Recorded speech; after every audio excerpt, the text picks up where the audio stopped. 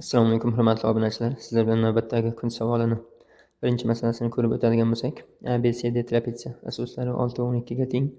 CD yon tomonda K nuqta shunday olinganki, D uchidan boshlab hisoblaganda 2:1 nisbatda bo'ladi. Demak, 2 A deb belgilab oldik. Aning BK tomondagi proyeksiyasi T bo'lsin deyapti. Bu degani A nuqtadan BK tomonga perpendikulyar tushirsak, o'sha perpendikulyarning asosi T bo'lsin degani. Masalaga mos chizma chizdik. U holda TDning uzunligini toping deyilyapti. Biz BK va AD kesmalarni davom etkazsak, aytaylik, qandaydir N nuqtada kesishsin. E'tibor beradigan bo'lsak, uchburchak BCK o'xshash uchburchak NBK ga. Chunki BC va DN chiziqlari parallel. Demak, bu ikkita uchburchak o'xshash.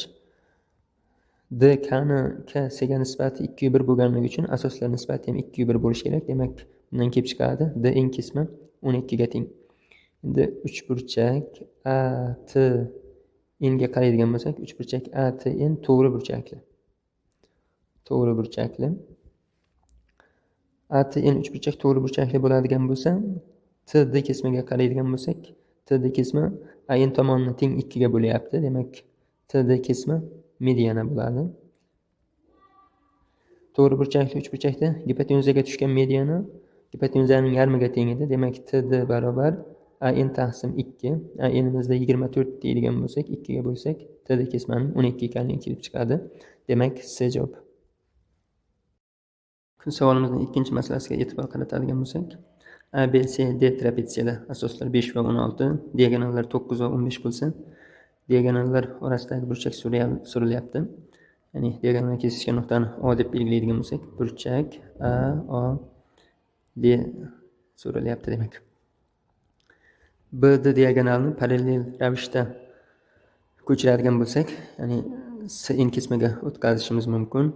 Bu yerda CN kesmaning uzunligi ham 15 ga teng bo'ladi. BC asosimiz 5 bo'lsa, DN kesmaning uzunligi ham 5 ga teng bo'ladi. Bu yerda AOD burchak phi bo'ladigan bo'lsa, ACN burchak ham phi, chunki BD kesma bilan CN kesma o'zaro parallel. Bizda quyidagi uchburchak hosil bo'ldi. Tomonlari demak 9, 15, 16 bilan 5 ning yig'indisi 21. Bizga mana bu phi burchak so'ralyapti. Kosinuslar teoremasini qo'llaydigan bo'lsak, 21 ning kvadrati barobar 9 ning kvadrati plus 15 ning kvadrati minus 2 ko'paygan 9 ko'paygan 15 kara kosinus phi. Bu yerdan demak minusdan 270 kosinus phi barobar 135 kosinus phi minusdan 1 taqsim 2 phi ning esa 120 gradus ekanligi kelib chiqadi. B javob.